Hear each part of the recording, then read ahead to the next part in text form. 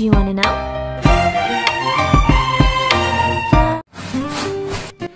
Hello guys, kumusta kayong lahat? Ngayong hapon ay gagawa po tayo ng isang project dahil meron ako dito mga nakatambak na drift foods. Pinapagawa ko sa asawa ko na lagayan ng mga Vanda orchids.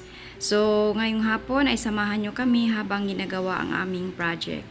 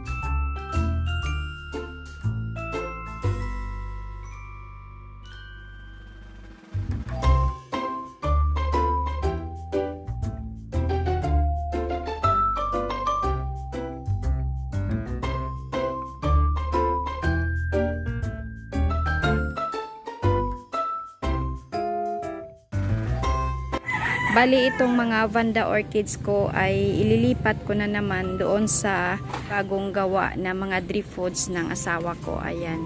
Meron kasi ako ditong pinagawa kanina lang guys na mga naipon kong mga drift foods. Tapos pinagdikit-dikit ng asawa ko. Ayan. Para dito ko ililipat yung aking mga Vanda orchids. Actually kalilipat ko lang nito guys nung isang buwan. Ayan. Kasi dati Doon kasi ito nakalagay dito. Itong pinagawa ko dati ng asawa ko, dito to nakalagay sila lahat. Kaya lang, dahil siguro hindi sila masyadong nainitan kasi ang mga banda ay gusto nila ng full sunlight. So dyan banda hindi sila masyadong naiinitan. Mga bandang hapon na sila nainitan. Kaya siguro hindi sila gumanda dyan. Kaya inilipat ko sila dito.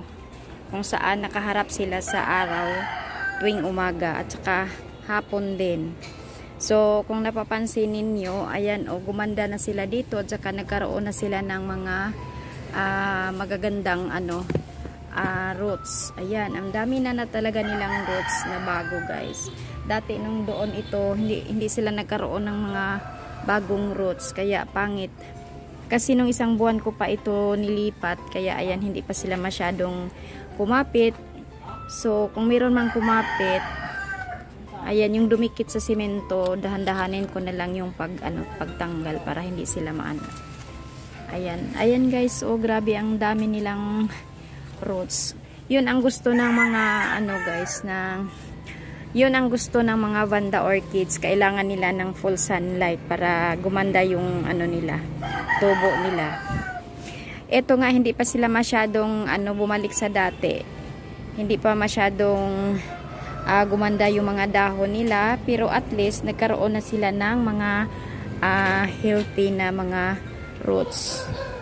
Ayan, ang dami pang mga itim na langgam. Ayan, so tatanggalin ko yan lahat guys para ilipat ko doon sa bago kong hindi ko na lang i-video yung pagtanggal ko guys. Ipapakita ko na lang mamaya kung matanggal na.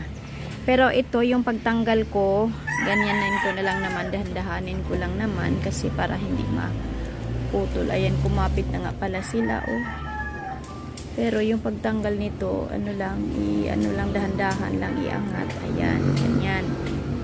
Para hindi sila ayan. Kasi kawawa naman kung maputol. Ayan. Kasi ito pa. Ayan. So, ganyan lang ang pagtanggal ko mamaya. Ayan. So, ganyan lang ang pagtanggal guys. Dandahan lang para hindi sila maputol. Ayan. Ayan. So, ganyan lang.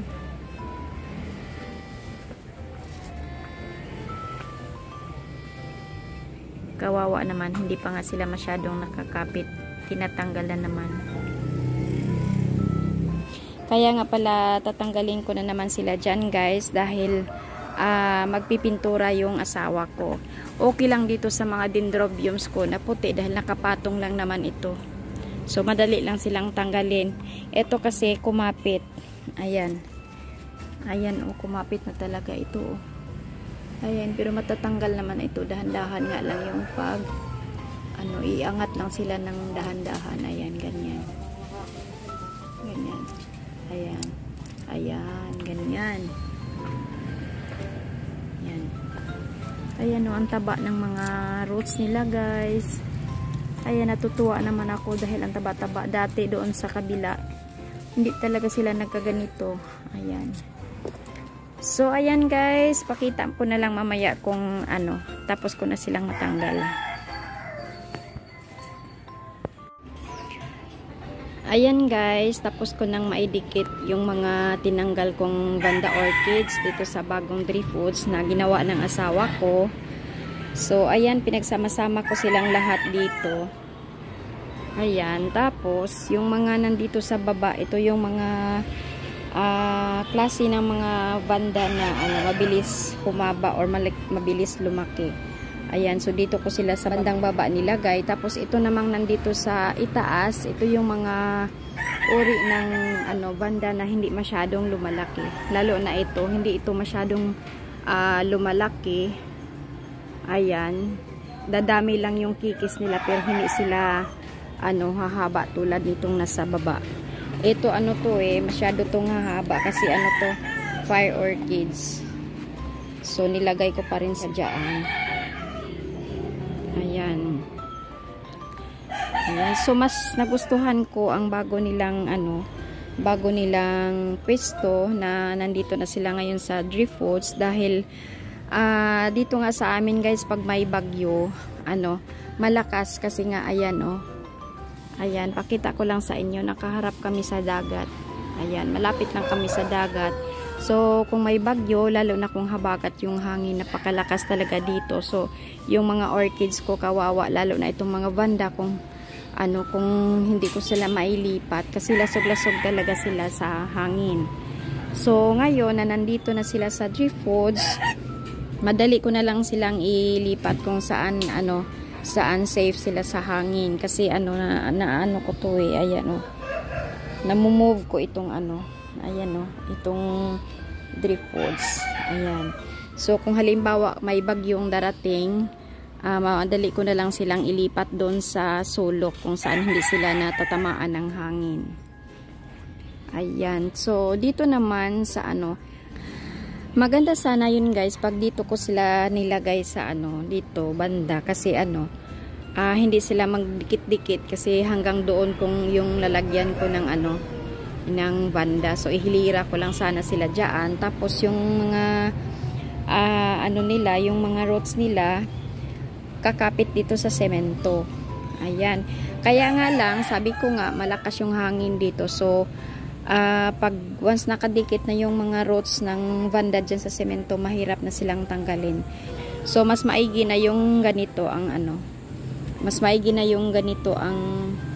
pinagdikitan natin ng mga vanda, yung nandito sa mga Drifwoods.